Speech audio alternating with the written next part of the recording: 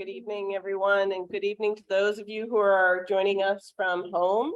If you are joining us from home tonight, please know that there are information folders here in the activity center for you.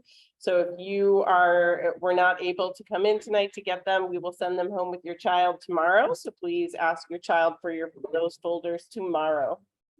Welcome to all of you who are in person tonight. Thank you very much for joining us. This is an evening full of important information that is geared only toward 8th grade, and there was definitely no time on back to school night as you were going from class to class to focus on this. So we have the special meeting just for you. So let's begin as we begin all things at St. Mark, and that is in prayer. In the name of the Father, the Son, and the Holy Spirit. Amen. Dear Lord God, we thank you for the gift of St. Mark Catholic School and for all the students you've entrusted to our care. Thank you for this opportunity for all of us to join together to discuss these students' final year here at St. Mark and the journey forward as they move into high school. Please guide us in our meeting tonight. Help me and help Mr. Jameson be able to answer all questions that parents may have. And please help us all to have a wonderful school year. And we pray in your name. Our Father, who art in heaven, hallowed be your name. Thy kingdom come, thy will be done on earth as it is in heaven. Give us this day our daily bread, and forgive us our trespasses, as we forgive those who trespass against us. And lead us not into temptation, but deliver us from evil. Amen. St. Mark the Evangelist, pray for us. In the name of the Father, the Son, and the Holy Spirit. Amen. So again, good evening. I'm going to start by introducing our first speaker tonight, Mr. Joe Flaherty.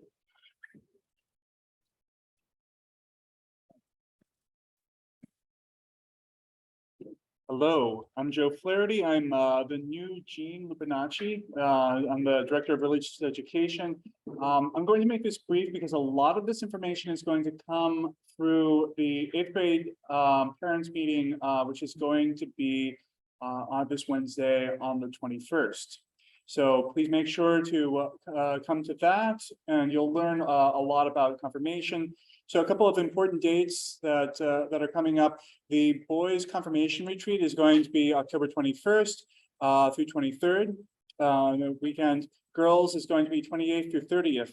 Now, what I'm talking about now, for the most part, dealing with confirmation refers really just to confirmation students who are getting confirmed. I know that there's at least one who's already confirmed, and others who aren't Catholic. However, if you're interested, for instance, if your kids are interested in going on like the confirmation retreat, even if they've been confirmed or if they're not Catholic, that's fine. I just want to, warn you, it is very directed towards confirmation, and it is very Catholic. So it's a lot of prayer and a lot of spirituality. So that's a possible thing, but just be aware of that. In that case, for most of you, that since you're in the school, you'd be paying for that through FACTS for the confirmation fees. And if for instance you had someone who's not getting confirmed but wanted to go on the confirmation retreat or something like that, they'd just write a check out to the RE office, and so you can contact me and find my information on the website. Other things, I also do RCIA. If you know someone who's interested in entering the Catholic faith, we're even having an inquiry session on the following Wednesday, the September 28th. I think that's probably about it, because that most of everything that we're going to be speaking about for confirmation, and again, this applies only to those who are going for confirmation, whose kids are going for confirmation, that's going to be discussed on the 21st. Any questions? I think most of it's going to come on the 21st, so I just make sure I was understood all that. Okay, good. Thank you, and welcome to St. Mark. Thank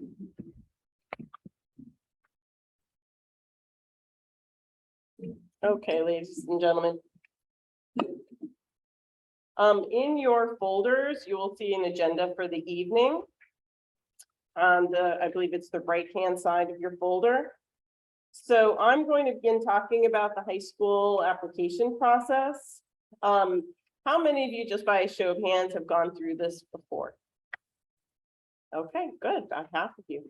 So I have two daughters. I've been through the high school application process with, of course, both of them.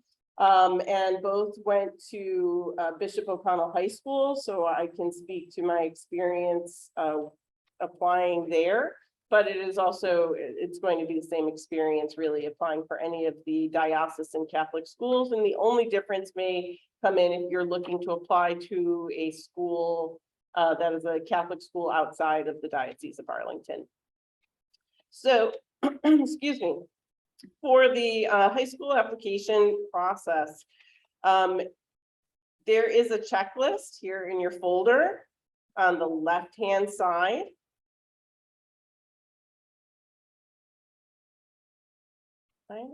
We will need you to fill that out. The date that we gave you for a due date is different than the date we had put in the handbook. Mrs. Kennedy is new to St. Mark, and the date in the handbook says that we want to have these in by November. She said, let's get them in by October so that they're fresh in everybody's mind and we're not putting it off and then trying to find the paper. So I said, that's good. So these are the important papers and due dates that are coming up, and you can see this on the left side. When your child applies to a diocesan high school, we will automatically send everything that is needed to the diocesan high school. And just the other day, I met with both 8th grade classes and I went over the agenda for the meeting. I spoke to them. I said, is there anything you want me to add that we didn't have in here? I talked to them about the high school application process. One of the things you're going to see on the websites for the high schools, including the diocesan high schools, is that there are recommendations needed. Now, those recommendations are automatically written by Mr. Jameson and Mrs. Rienzi, and you don't need to request anything. So if you're applying to, Bishop O'Connell, Bishop Ireton, PVI, or even John Paul the Great, you don't need to ask for those recommendations. Those will automatically be written. They automatically are sent to the high schools.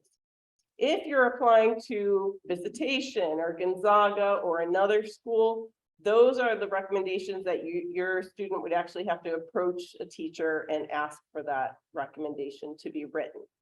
Okay, but within the diocese, they are automatically written and automatically sent. We have high schools already scheduled to come and visit. And the only high schools that do come to St. Mark are the diocesan high schools. If your child is interested in a high school outside of our diocese, I recommend you make sure you go to one of their open houses and take advantage of those to learn more about those schools. We have PVI visiting on the 23rd of September. Bishop O'Connell will be here on the 26th of September. Bishop Ireton will be here on October 17th. And John Paul the Great, I'm still waiting to hear back from them, but tentatively that is October 14th. So all 4 of the high schools will be visiting and talking to your students about the high schools. I did tell your students, your children, to take advantage of all the open houses and go see all of the high schools. Even if, for example, you are set on one, but you haven't seen maybe the new PVI, go see it when they're having an open house, because when your children are juniors in high school, they're not going to want to go see PVI. This is the time to go see them during their open houses. So if you're interested in seeing any of these high schools, see what they look like, this is the time to go. Shadowing is something that your students asked me to make sure I spoke about. So we do ask you to try to limit shadowing to just the 2 top schools so that they're not missing a lot of school. You organize this, a shadow date, we do not. And so I would recommend organizing that sooner rather than later, as shadow dates fill up quickly. And I know that any parents here who have gone through this before know what I'm talking about. They fill up very quickly. And you don't really want to have your child shadowing in March after they've already had to make up their mind which school that they're going to. Okay. Are there any questions right now about the application process? Okay, I'm going to let Mr. Jameson take over, and then I will come back and fill in with information about graduation and anything else that we don't talk about. Yes, ma'am. So if they're applying to school that's not in your study, Yes, we have to get recommendations. usually you'll have to look at each individual school. Mhm. So, but can she just go to like Ramsey, who happens to be her teacher, and just get the same recommendations thing? Or should she go and get to a different? You see what I mean? Yes, I hear what you're saying. So the question for those parents who are joining us online is about getting recommendations for schools that are outside of the diocese. It really depends on the school, what they ask for. Sometimes, like I asked, for example, when I was meeting with the 8th grade, is anyone applying to TJ? Right? The schools will sometimes have very specific recommendations that they need or want. They might want one from your math teacher, one from an English teacher. So it's hard for me to answer and say exactly which teacher you should ask. It really is, you have to look and see what each individual school is most interested in. Okay, Mr. Jameson.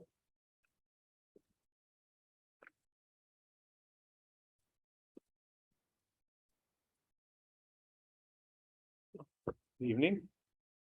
Yes, Mrs. Rienzi and I have been working, and sort of emphasize the Mrs. Rienzi part of that because I'm here for 3 weeks, but beginning to learn what's necessary. And I'll start with the HSPT because I am one of the tutors for those of your students who are taking the HSPT elective, so I can fill in some more information about that. That will be administered during the school day on Thursday, December 1st. And the registration form is included in the packet. So on the test day, they are to include the 2 top schools to which they want their score sent. And we recommend they do this even if they do not intend to go, have the immediate intent to go to a diocesan high school. It provides them a backup in case a diocesan school unexpectedly becomes an option, like it did for many families during the pandemic.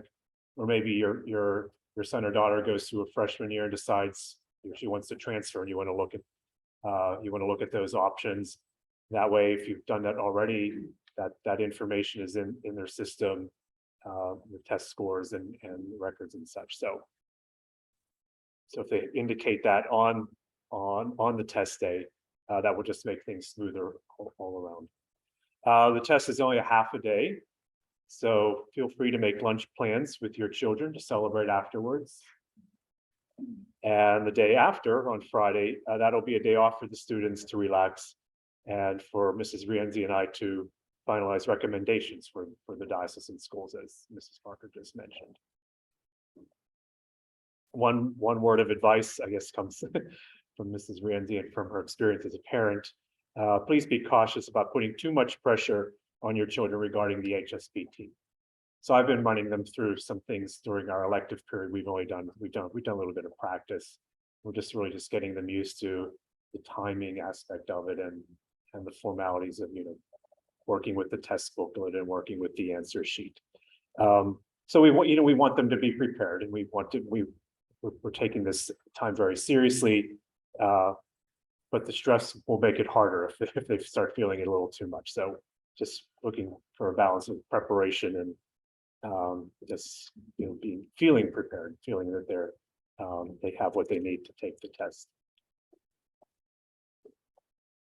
So the next thing I'm going to go into is just some class information. So we'd like to thank Mrs. Baird and Mrs. Wilcox for volunteering to be this year's class ambassadors. One of the big events that happens in eighth grade is the eighth grade parting gift to the school. So for the last several years, the eighth grade has held a popular poinsettia sale to raise funds. And the office has information for how to run that event. But you're also free to run or choose a different fundraising event. Class ambassadors also help put together the class movie that is shown at graduation. So please start collecting photos that show the students at various stages of their St. Mark experience. I know I asked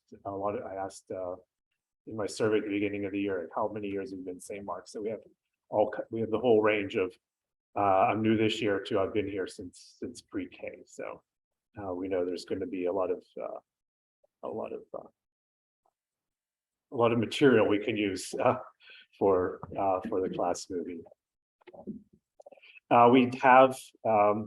Students have designed a class T-shirt and voted and chosen the T-shirt.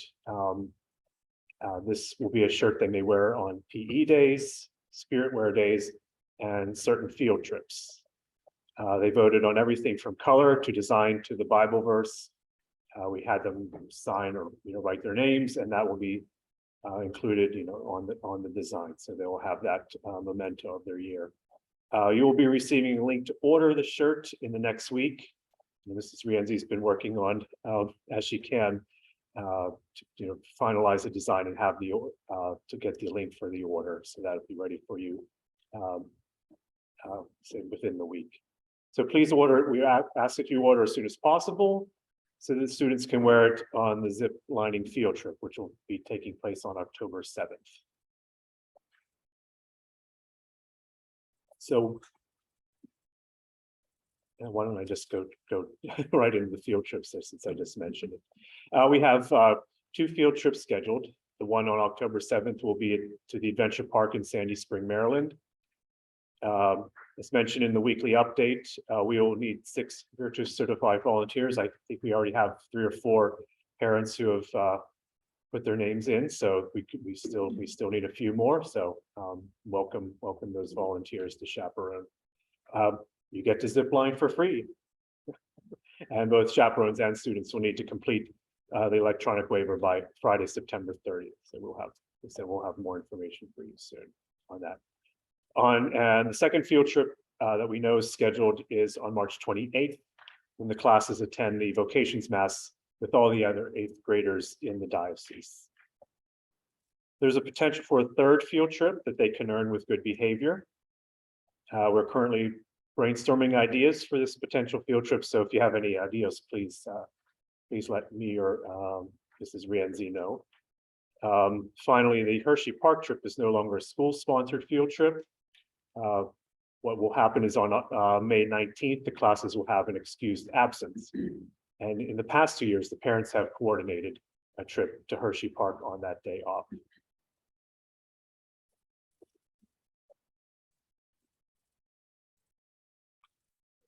So, Student Leadership Association, I know a lot of the 8th graders have been asking about when that will get underway. The SLA is a wonderful opportunity for students to become involved, planning school-wide events such as dances, charitable giving events, and others. In 8th grade, students serve as officers of the SLA itself, as president, vice president, treasurer, and secretary. I can announce that Mrs. DeVore will be serving as the faculty advisor. She's working hard to get elections up and running soon, so stay tuned for more information.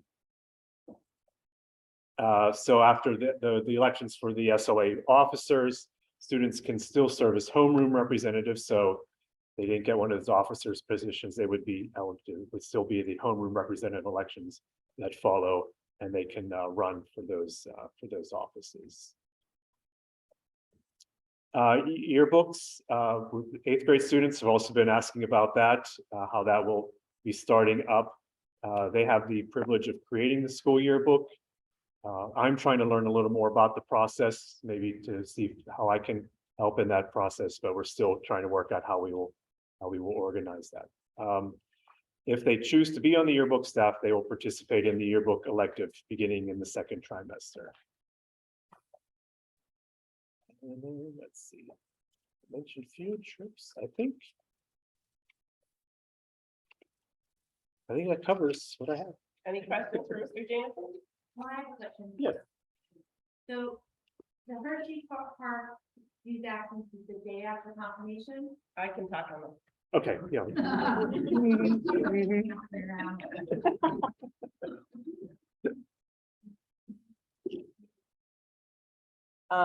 So when we were looking at which day that we thought would make the most sense to give as a day off for 8th grade, last year it was given in May after field day. But when we were looking at the calendar and we saw confirmation would be on a Thursday night, it made more sense to give the day after confirmation as the day off. Especially you have family who are possibly in town and attending. Also that in looking at a practical point of view from the school, last year when confirmation, for the date of confirmation, I had to send out emails like, remember, they were confirmed last night, nobody's studying for a test, they're not going to have their homework tomorrow. So there would be so that Thursday, you're not going to have tests and projects to do because it's confirmation, and then the next day teachers would be told, no tests again. So it just made sense from both a academic perspective, from the school side, as well as a parent to say, if I'm out late, confirmation is a late night, you should have the next day off. So many schools do that, give a bishop's holiday on that day to students. So we're just telling you in advance instead of waiting until confirmation to say, surprise, tomorrow. No, so that will be the day. It makes the most sense, we thought. And I hope for you, it makes the most sense as well. Yes. Follow on that. But so the field trip that you said was for 2 years, the last 2 years has been organized by the parents. Mhm. So a few of us were part of that 2 years ago, and the reason it was organized by the parents is because of COVID. Yep. So it wasn't gonna happen. So we wanted it to happen. I will say, on the flip side of that, I would prefer it to have been organized by the school, because not every student was able to participate. Mhm. And it causes a lot of exclusion, Mhm. and I just think it would be better if the school would organize it, because that's how my older daughter went through it, and other families here have schools. So yes, you're correct. The initial reason why that happened, it had to do with the buses and not taking buses and COVID, and the diocese actually recommended that we just discontinue it and just tell parents, if you want to go, here's a day off. So that's how that kind of came into being. The snag we hit is that we're giving you a day off. And so it's okay. So what we could do is we could look at that possibility that we're looking at of that third field trip, but that's an earned field trip and not a guarantee of making that to be to a theme park, if that is what the students would vote on that they would want.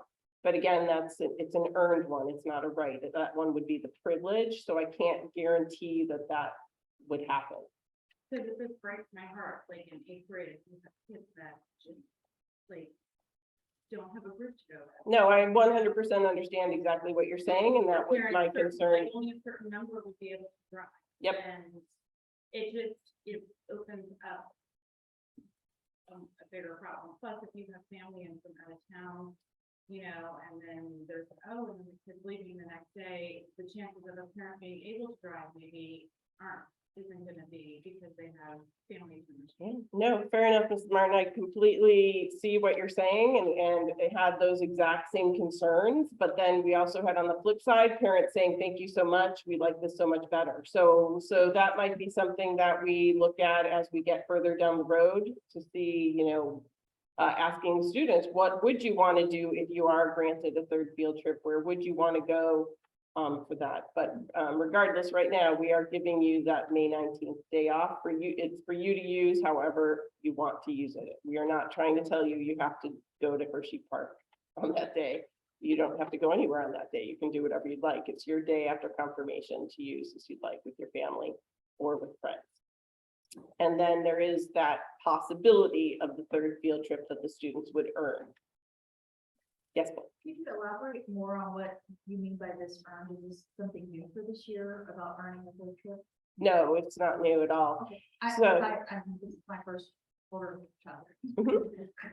No, it's us holding eighth grade to a high standard, right? We're saying, and I've gone and speak to both classes and I'll speak to that too a little bit more. As eighth grade students, they are held to a higher standard. They have been here the longest. We expect the most out of them. They are the leaders of the school.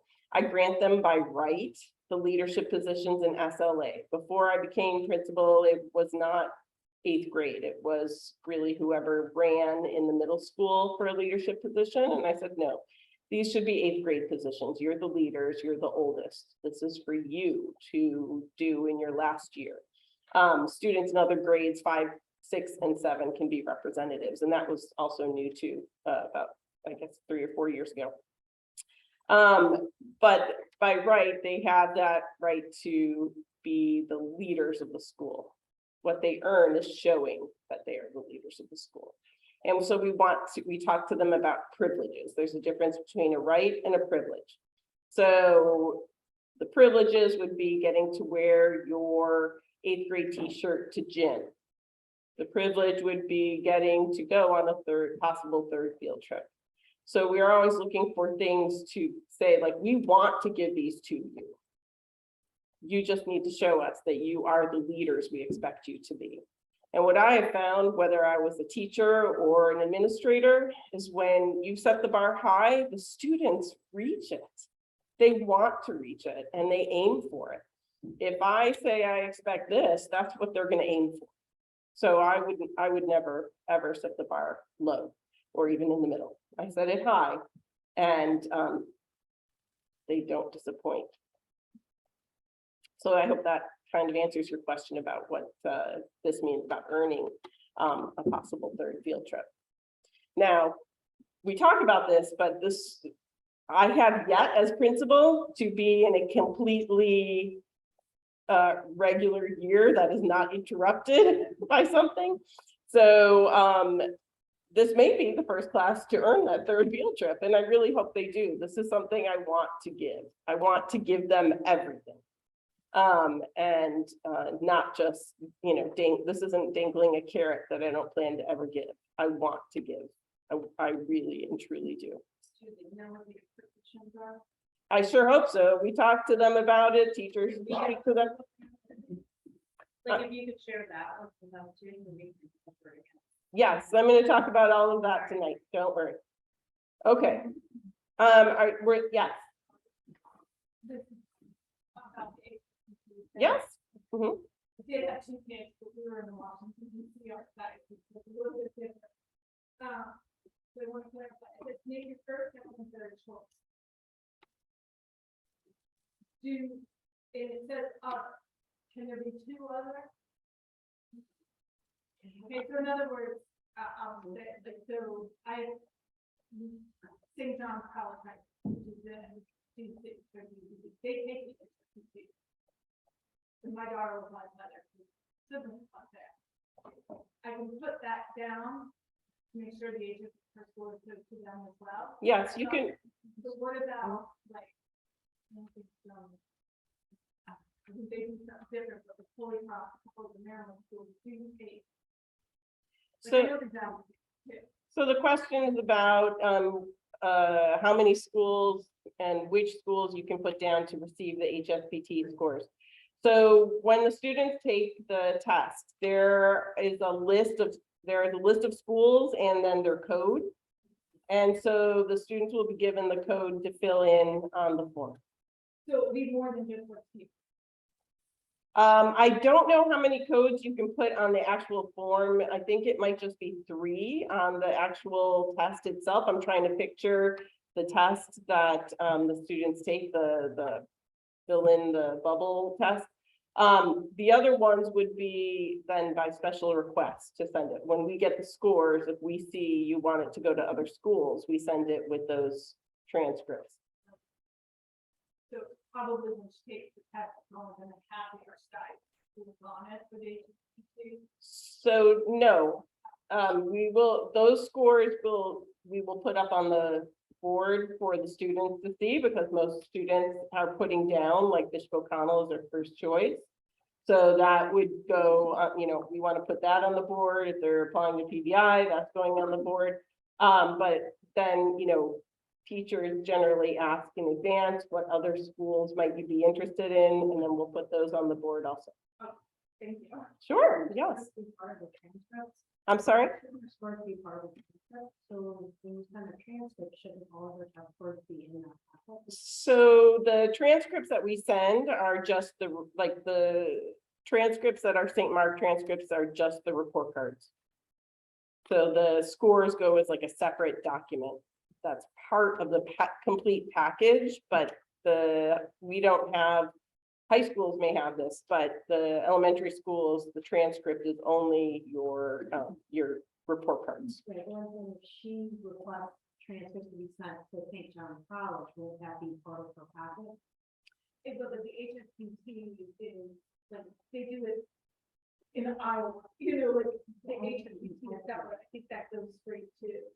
So, but we get a copy of the HSPT, and I think I now understand what you're asking, Mrs. Wooten. When you request, when you're applying to a high school and you're requesting records to go, those go with it.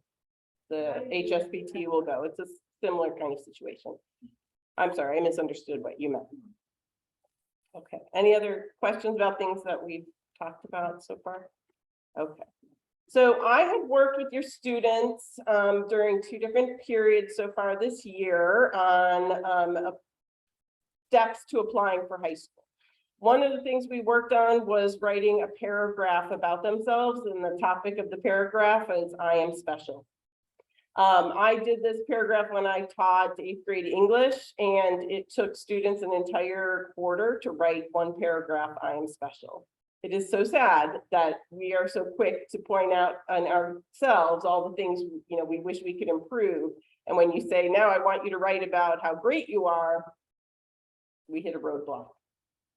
And I think in part it's because we're taught not to brag, right? And not to be too proud. And I understand. But I told the students, I said, when you apply to high school and later in March, when I have a coffee with all of you again, we're going to talk about applying to college. And maybe you're like, what? Yes, we're going to talk about it.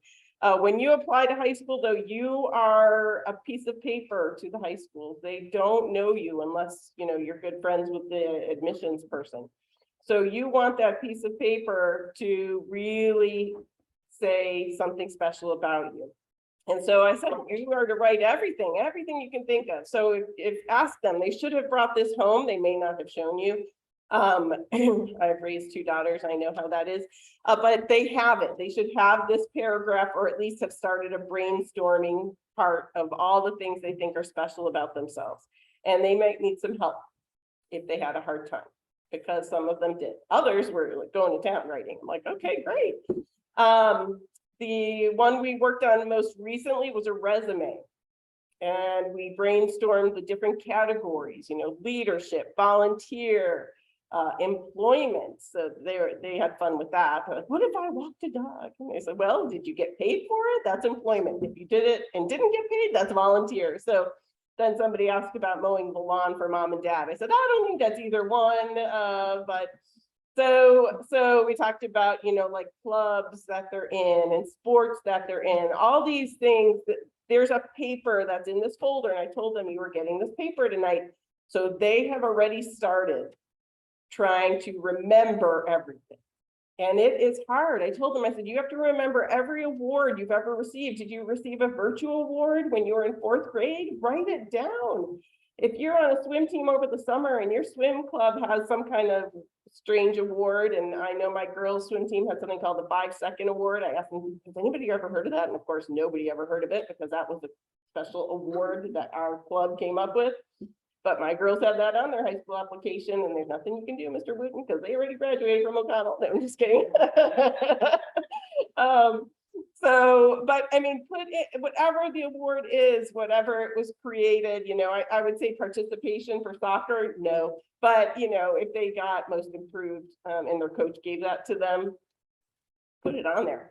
So they've already started this process with me. So that should help you in filling out this form, which your teachers are going to use when they're writing the recommendation, right? They need to know everything your child's been involved in that maybe they don't know about. And because in the classroom, what our knowledge is somewhat limited. We may not know that they've been in Cub Scouts for forever.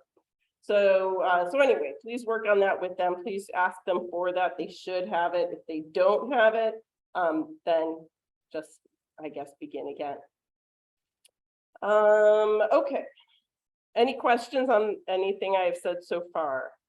I just want to make sure that I have not skipped over anything I wanted to make sure I spoke to you about with that. And I need to talk about graduation. I have not forgotten about that. I'll talk about that last because that is a fun topic to talk about. So early on, I met with both 8th grade classes and I said to them, it's a talk that I've given to every 8th grade class every year. Last year, the teachers didn't want me to have this talk with 8th grade. And boy, in retrospect, I wish I had pushed for it and said, no, I'm going in to have this talk with 8th grade. It is a talk about my expectations for them as a class, as the leaders of the school. And it goes back, I talked to them very much about the high school application process and how important that report card is. And maybe they haven't thought about this before, but I need them to think about the report card in a different way than maybe they have in the past. I said, maybe when you get your report card home and all, in 7th grade and 6th grade, you've looked at that number grade next to math and English and literature and you see, 95, 93, 98. Those are wonderful numbers that you should be very proud of. And I said, and high schools are going to look at those numbers for placement. They're going to look to see, oh, you got a 98 in this class, you should be at this level in high school.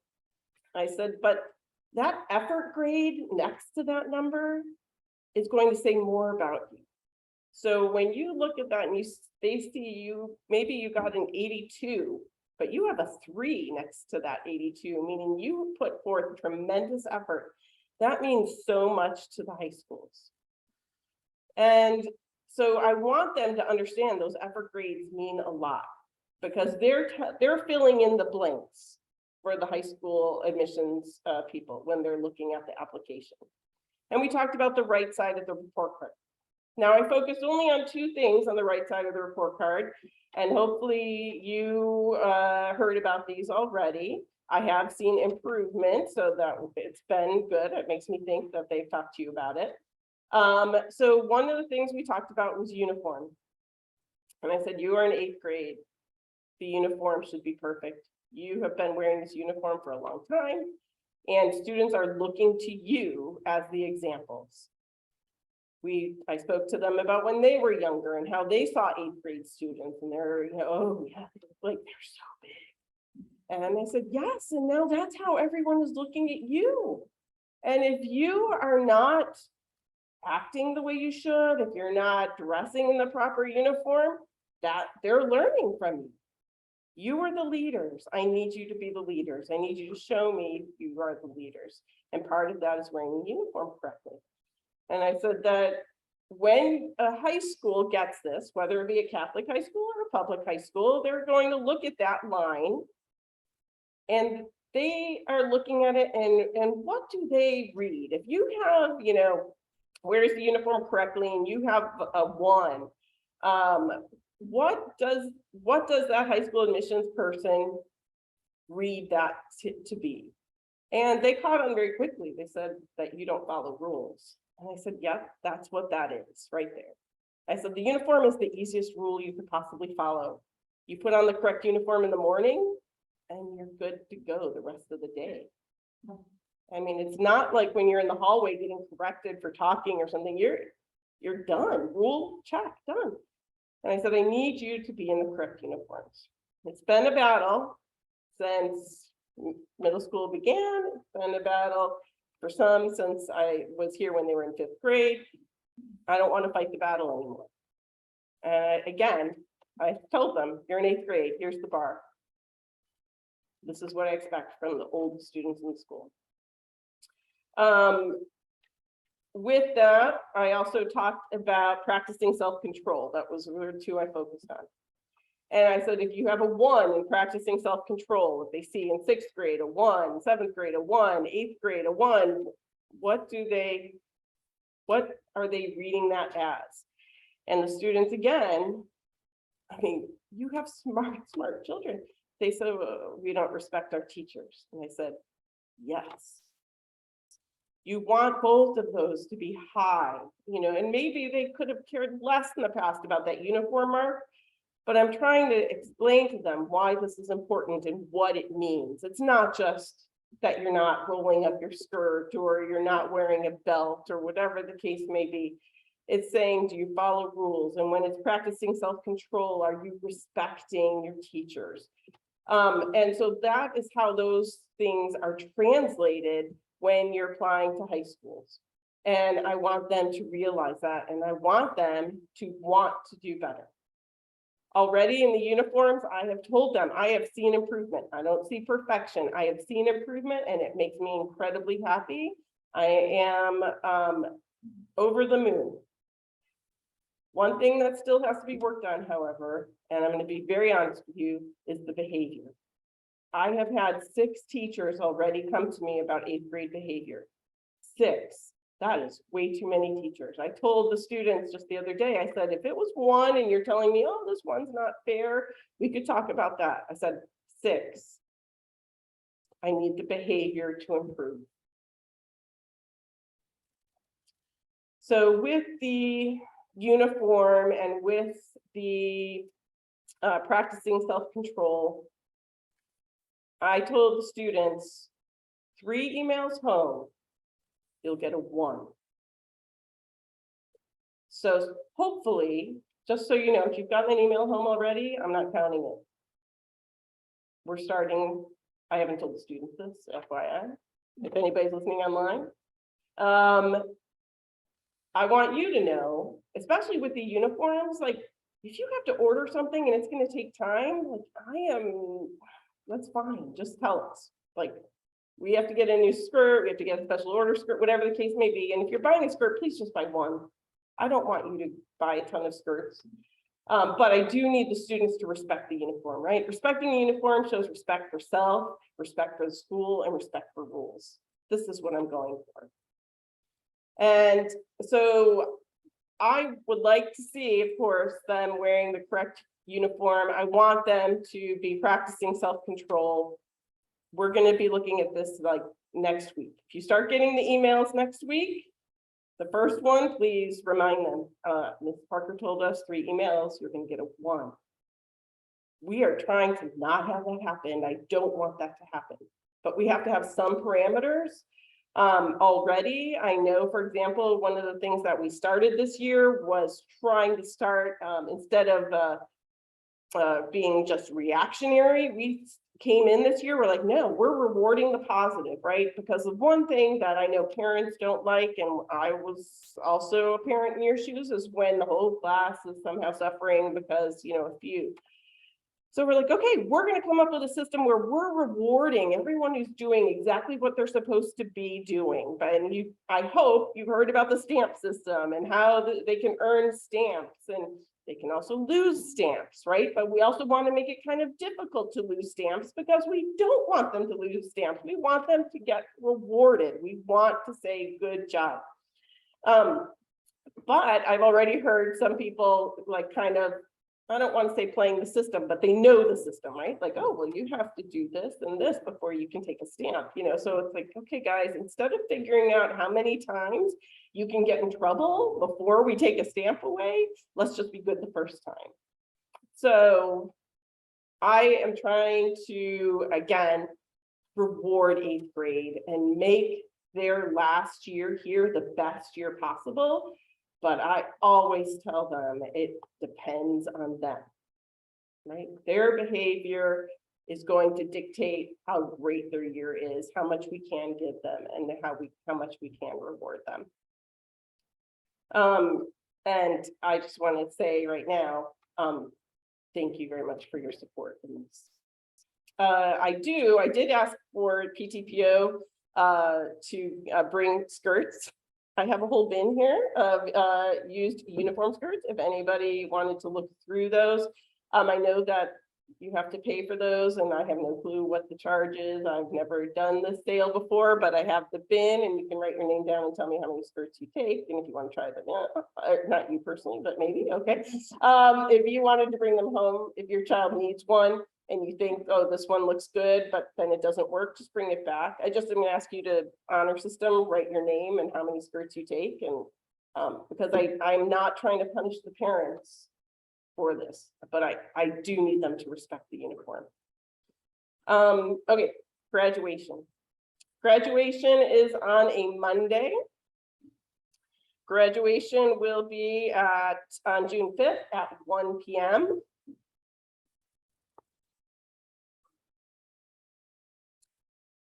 We will have mass, and your children will graduate from the church.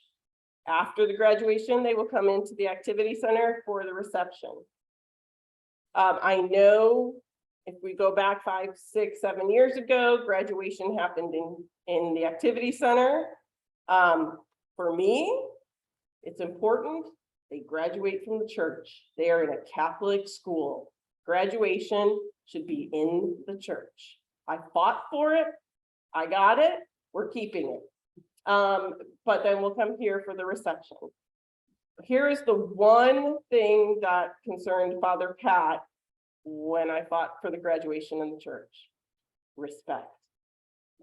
That there would be too much, hooting and hollering during the graduation. So I ask you now to please keep your applause respectable. You can applaud.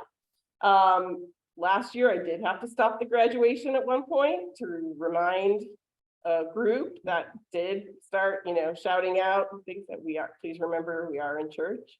I don't want to do that. That's never fun. That's embarrassing. So that's why I thought I'm bringing that up tonight, so that just in case, if you have someone in your family who is someone who loves to, cheering is wonderful. Ask them to hold it for when they're in here, and we show the movie, and they have cake and whatever else that we have. Okay, so where are we on time? Wow, there was a bet in the office today that I would not be able to finish in an hour.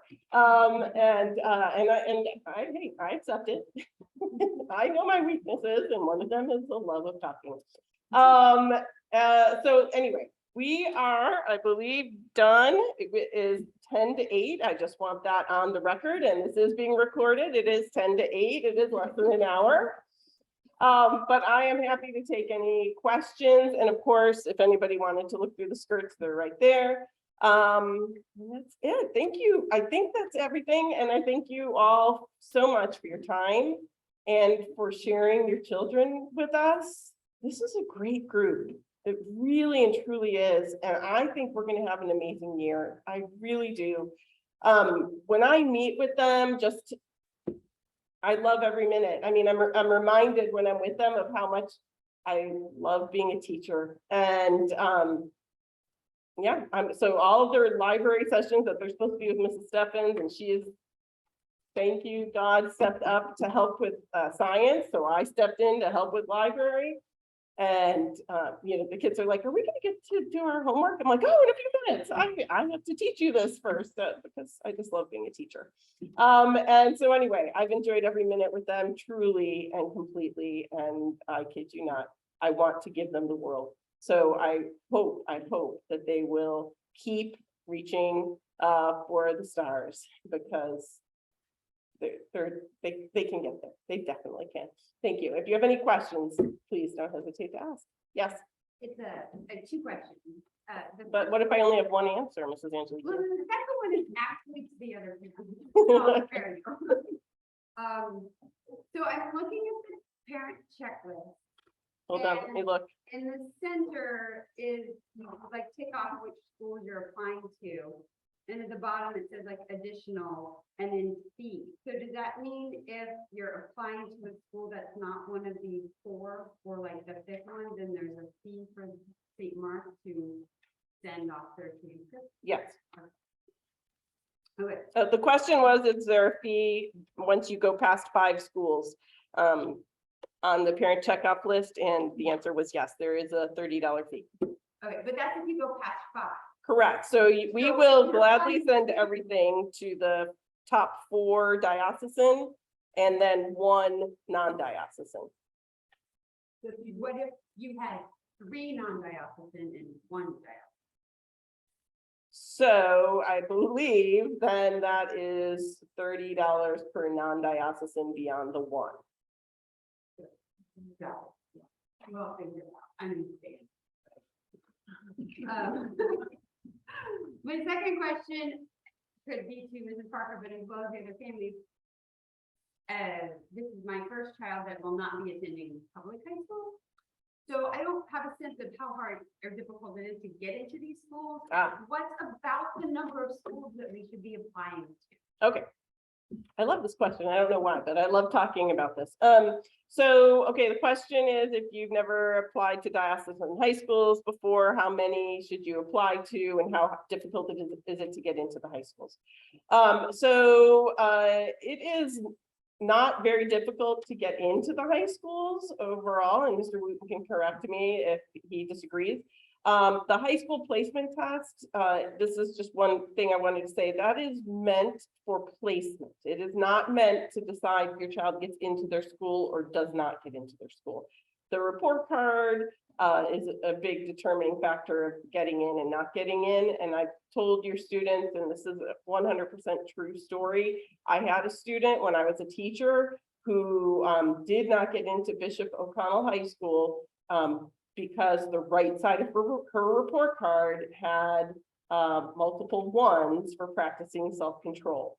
And my understanding of the story is that somebody at Bishop O'Connell called mom and set up a meeting with the student. The student had to go and speak to the admissions person and explain the 1s.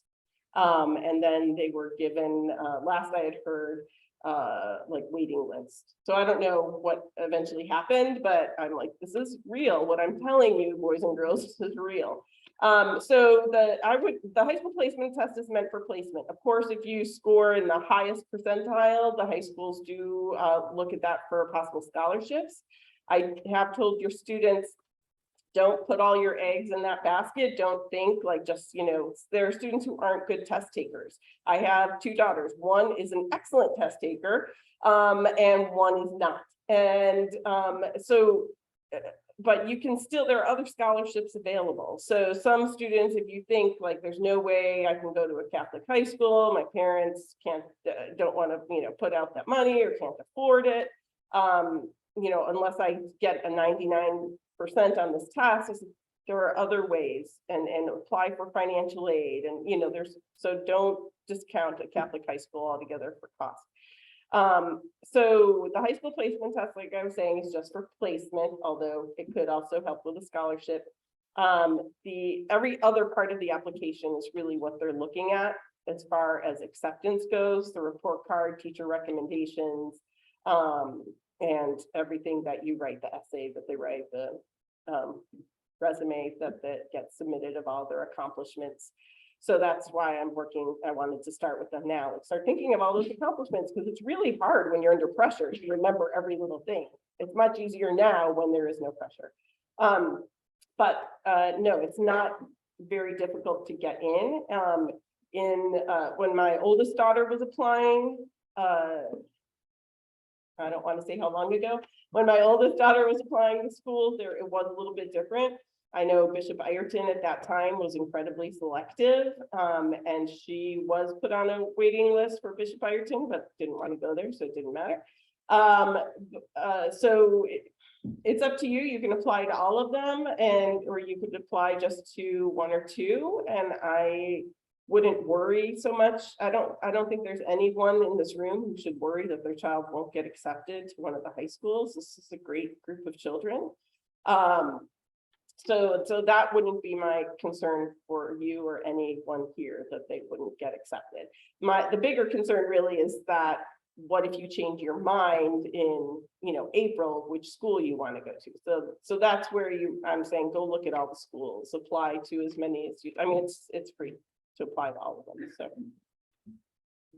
Sure. Does anybody have anything they want to add to that? Yes, ma'am. So I can't speak for New York Sky, Arlington School, in Washington, New York Sky. But I will reiterate what she said. They care about the ethics. So I know it sounds like getting brag about yourself, but brag about yourself. Because you want to stand out in that way. I can say for like the St. John's Island visitation, things like that. I agree with you on the HSBC. If you're going for the scholarship money, great. Don't worry if your kid doesn't do that well on it. I personally don't believe that, because it's one and done type thing. I won't argue with anybody about these HSBCs, but that's a whole story. So if you're applying to a what is the archdiocese school, just make your application sound like, I don't know. Okay. So say she decides to go one station, make it seem like she's do or die destination, like love it. I know that sounds crazy, but you wanna make visitation feel like they're the great one. I'm thinking of Elwood's application. Okay, exactly. And are they part, I think maybe not everybody will get into like thinking that with visitation and things like that, but I mean, don't you feel like you really have to write about it? Well, I mean, traditionally, St. Mark's has gotten several 5 or 6 boys in a year to do that. Yeah. Yep. I don't know if it's true. Usually most, not all, that's why. I don't know about. Yeah, not all. The visitation in Gonzaga, those are the harder schools to get into.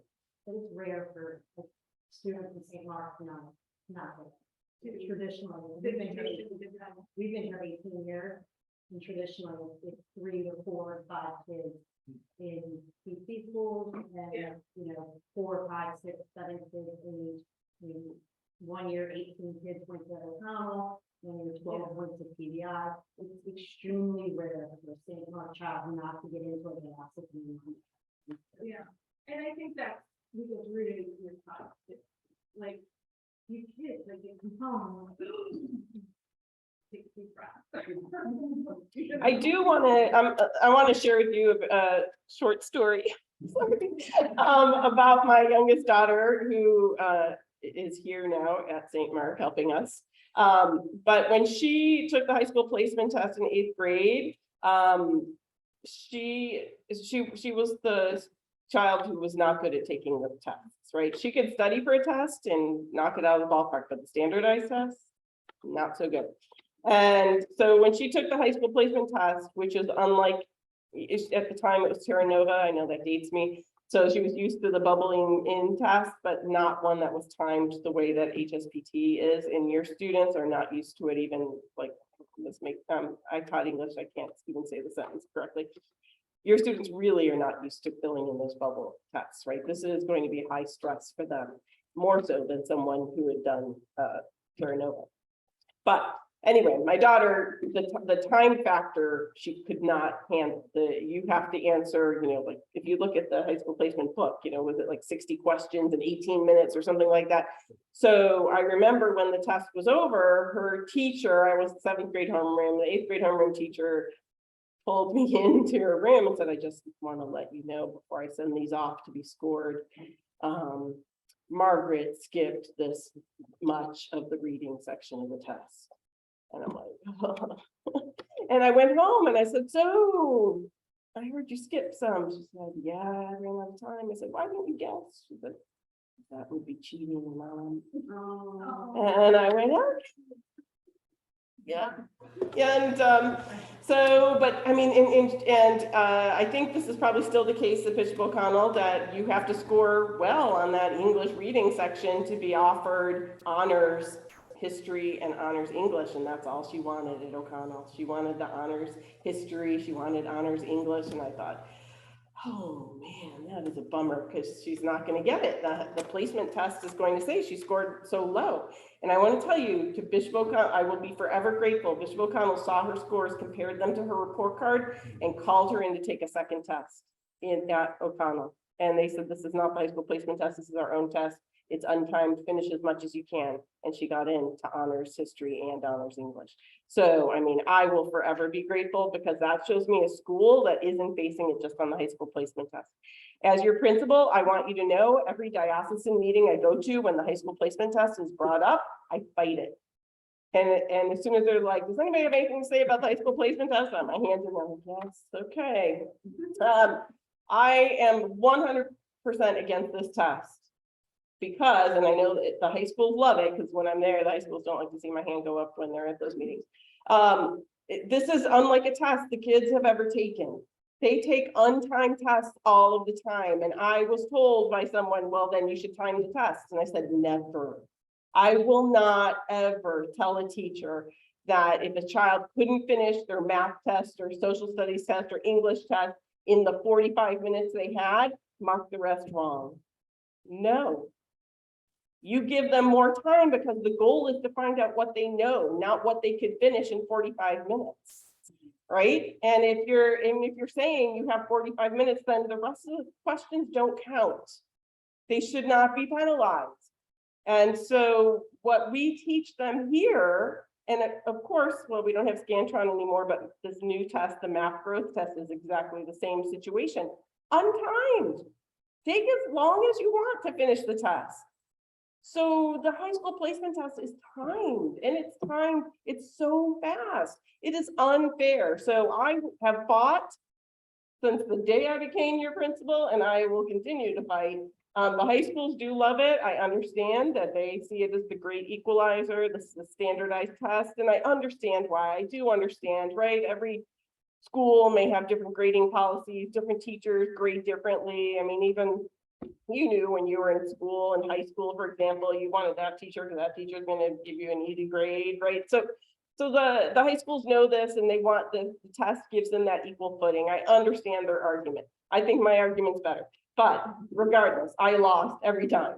So we still take the high school placement test. I do try to lower, though, that idea for the kids that, you know, you're not going to get into honors. You can, right? It happened to my daughter. So I hope Bishop O'Connell has still continued that process, and that other schools do as well. But just so you're aware, that was neither here nor there.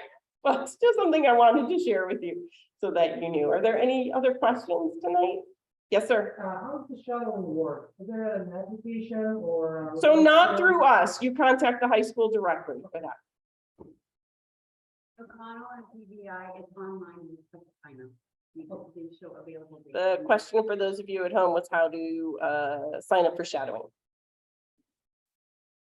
I would not be a good concurrent education teacher. Yes. You go to the website, and for O'Connell, they have something called Night Day, and you click on it, you fill a little bit of information, and you can take that available. It's pretty much the same for all of the schools. Just go to their website, they hit the name for whatever they call their Saturday, fill out some basic information, and then it's up. And- Just put the information, so they share your child with someone. Right. I think that's important to, like, if your child's living in sports or academic, they'll pair your kid up. So again, that's what you're like feeling, oh, I'm writing about the kid or something that would just do, you want to say. Do the high schools still give free lunch when you shadow, or no? I think O'Connell was giving it this year. Yeah. The free lunch? I mean, to me, I think that's how my children chose O'Connell. That, to me, that's a huge selling point. That, when I remember one year they stopped doing that, and I'm like, oh, that was not smart. I know you're trying to save money, but That was really impressive. I know St. John's is right. Doing it fun. I think it was 10 months. Okay, so now I am over my time, but it was for questions. It was for your questions. I will stick around for a little bit longer to answer any more questions, but I want all of you to feel free to go. Have a wonderful evening. God bless you all and God bless you children. Thank you so much for sharing them with us. Have a good night.